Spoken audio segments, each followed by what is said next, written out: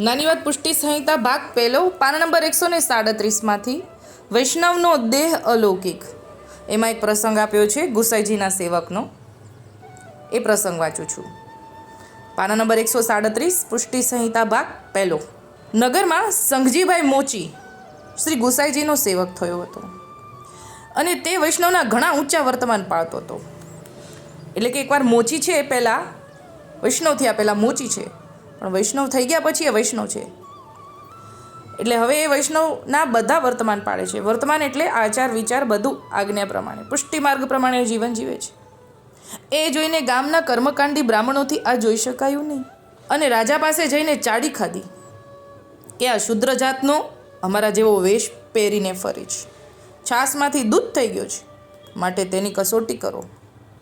હવે મોચીના પહેરવેશની બદલે વૈષ્ણવી સ્વાંગ ધારણ કરે, માળા તિલક ધારણ કરે અને પૂરા વર્તમાન પાળે છે, એટલે દેખાવે એ બહુ વ્યવસ્થિત લાગે છે. એટલે અહીંયા બ્રાહ્મણોને ઈર્ષા આવી. એટલે ત્યાંના રાજાને ફરિયાદ કરી, છાસમાંથી દૂધ થઈ ગયો છે, એટલે કે મોચી થઈને આટલું સારું વ્યવસ્થિત રીતે જીવન જીવે છે, એ ન થવું જોઈએ, મોચીએ મોચી જ રહેવું જોઈએ, એવો ભાવ કરીને ફરિયાદ કરી. નગરના રાજાએ સંઘજીભાઈ મોચીને બોલાવીને પૂછ્યું. સંઘજીભાઈએ કહ્યું, મહારાજ, હું તો શ્રી ગુસાઈજીનો સેવક થયો છું ને વૈષ્ણવના આચાર વિચાર બધા પાળું છું, એમાં બીજાને શું વાંધો? બરાબર છે ને, આપણે આપણું કરવાનું, બીજાને કોઈને વૈષ્ણવ હોય ને બીજા કોઈને નડે નહીં. એ પોતે પોતાનામાં મસ્ત હોય ને ઠાકોરજીની સાથે જ વ્યવહાર હોય, દુનિયા સાથે વ્યવહાર ન હોય. એટલે કહે છે સંઘજીભાઈ કે એમાં બીજાને શું વાંધો છે? રાજાએ કહ્યું, સંઘજી, છાસમાંથી કાંઈ દૂધ થાય ખરું? એટલે રાજાને એની વાત સાચી લાગે છે બ્રાહ્મણોની, એટલે કહે છે કે છાસમાંથી દૂધ થાય ખરું? થાય તો કરી બતાવો.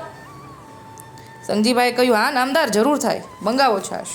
જો વૈષ્ણવનો વિશ્વાસ કેટલો બધો છે, વૈષ્ણવતાનો, અને એમના ઠાકોરજી પ્રત્યે, એમના ગુરુ પ્રત્યે. ગુસાઈજીના સેવક છે એટલે અહીંયા ગુરુનો ઉલ્લેખ કરું છું. રાજાએ છાશ ભરેલી તાંબડી મંગાવી અને સંઘજીભાઈના હાથમાં આપીને કહ્યું, લ્યો, કરો છાશમાંથી દૂધ. સંઘજીભાઈએ હાથમાં તાંબડી લઈને બોલ્યો કે હું શ્રી ગુસાઈજી પાસેથી નામ પામીને સાચો સેવક થયો હોઉં, એટલે કે શુદ્ર મટીને હવે વૈષ્ણવ થયો હોઉં, તો આ છાશનું દૂધ બની જાય. પછી રાજાને તાંબડી આપી દીધી તો છાશનું તો દૂધ થઈ ગયું. આટલા વાક્યોથી થઈ ગયું મારા વાલા. આ વૈષ્ણવતા આ છે, આટલો વિશ્વાસ છે, આ દેહ અલૌકિક છે, એ બાબતે આપણે વાંચીએ છીએ. રાજા ઘણું આશ્ચર્ય પામ્યો અને સંઘજીભાઈએ કહ્યું, નામદાર, હું હવે શુદ્ર રહ્યો નથી, એટલે હવે હું મોચી નથી. વૈષ્ણવ જે છે ને એ તો 5મો વર્ણ છે. ગુસાઈજી અને વલ્ભાચાર્યજીએ પહેલેથી કીધું છે કે તમે પછી હવે જાતિ વિશેષ કે જાતિ ઊંચ નીચ રાખી નથી. વૈષ્ણવ એટલે વૈષ્ણવ. એ વાત અહીંયા આમણે સાબિત કરી દીધી કે હવે હું શુદ્ર રહ્યો નથી, મારી દેહ નૂતન અલૌકિક થઈ ગઈ છે, જેથી આ વૈષ્ણવના વર્તમાન પાળીને આ માર્ગમાં રહ્યો છું. એટલે કે જ્યારે વૈષ્ણવ શરણદાન પામે ને વૈષ્ણવ થાય ને પછી પહેલાંનું બધું જતું રહે, નાશ પામે. એ આખા પુષ્ટિ માર્ગમાં છે. એ અહીંયા સાબિત કરે છે કે હવે તો હું આ વૈષ્ણવના વર્તમાન પાળીને આ માર્ગમાં રહ્યો છું. આ માર્ગનો બધો ઠેરાવ ઘણો ઊંચો છે, તે કર્મકાંડી બ્રાહ્મણોથી સહન નહીં થાય. એટલે ભાઈ આ તો બીજાને ઈર્ષા આવે એનાથી સહન ન થાય. હવે પાંચા બાબા માણેકચંદને સમજાવે છે કે આ પ્રસંગથી સમજ માણેકચંદ કે જીવ જ્યારે શ્રી ઠાકોરજીના શરણદાન પામે ત્યારે જીવનું બધું લૌકિક દેહ, ઇન્દ્રિય, પ્રાણ અને આત્મા સર્વ અલૌકિક થઈ જાય છે. એટલે હવે એ નવો જન્મ છે. એવું પુષ્ટિ સંહિતામાં પણ આપણે હરેક પ્રસંગો જ્યારે શરણદાન મળે છે ને ત્યારના બધા પ્રસંગમાં આવે છે. એટલે નવો દેહ મળે છે, દેહ નૂતન થઈ જાય છે. ઠાકોરજીની કૃપાએ અને ભગવદીની કાનીથી જીવ જ્યારે શરણદાન પામે છે ત્યારે તેને પૂર્ણ બ્રહ્મ સાથે સંબંધ થયો ગણાય. જેમ લૌકિકમાં કોઈ કન્યાને માથે પતિ ધારણ કરવા સંબંધ બાંધે તેમ માટે ભગવદીના સિંચનથી જે જીવ વૈષ્ણવ થયો એને ભગવદી પોતાનો જાણીને નિભાવે છે, તેને માર્ગની સાચી વાટ દેખાડે છે અને તે માર્ગે ચાલે તો ડૂબે નહીં, દીવા દાંડીની જેમ ચાલે. માર્ગમાં દીવા દાંડીની જેમ છે. એટલે આ સાચી વૈષ્ણવતાના વર્તમાન રે એના માટે છે. પાછા બાબાએ કહ્યું, માણેકચંદ, ભૂતલમાં વૈષ્ણવ પદ પામવું દોયલું છે. એટલે અત્યારે હવે આપણે પણ આ પ્રમાણે વર્તમાન પાળવા માટે જે આ વર્તમાન પાળતું હોય એ જ આ કરી શકે, એ ખાસ આપણે નોંધ કરવાની છે.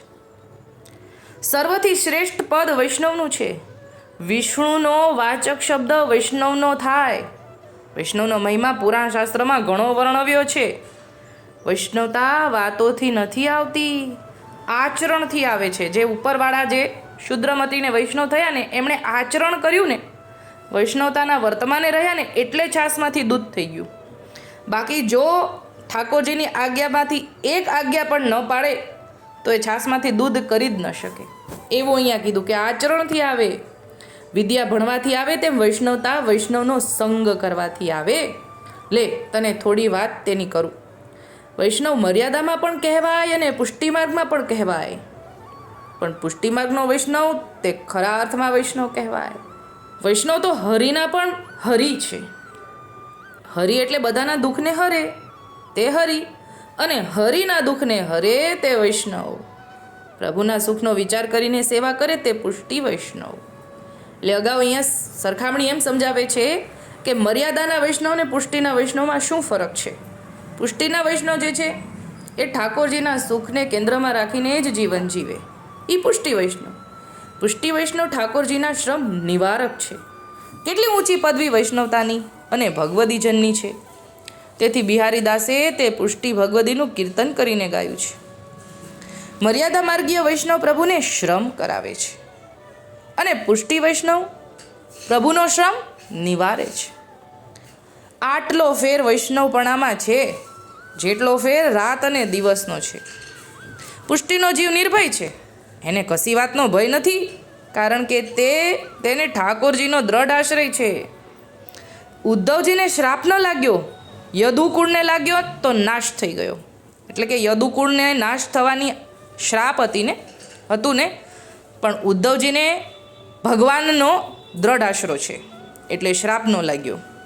દ્રઢ આશ્રય જેને છે ને તેને કોઈનો શ્રાપ ન લાગે, તેને કાલ કર્મ પણ બાધા કે પીડા ન કરી શકે. અહીંયા ફરીવાર આપણને એમ કહે છે કે વૈષ્ણવનો દેહ તો અલૌકિક છે. આ બીજા બધા માણસો જેવા વૈષ્ણવ માણસ નથી, એ તો અલૌકિક દેહ છે, કેમ કે ઠાકોરજીને સર્વસમર્પણ કર્યું, પછી બધું ઠાકોરજીનું થયું. એવો અહીંયા ભાવ સમજાવે છે. અત્યારે આટલું જ બોલીને માર નાની વાતને વિરામ આપું છું. બોલો શ્રી ગોપાલ લાલ કી જય.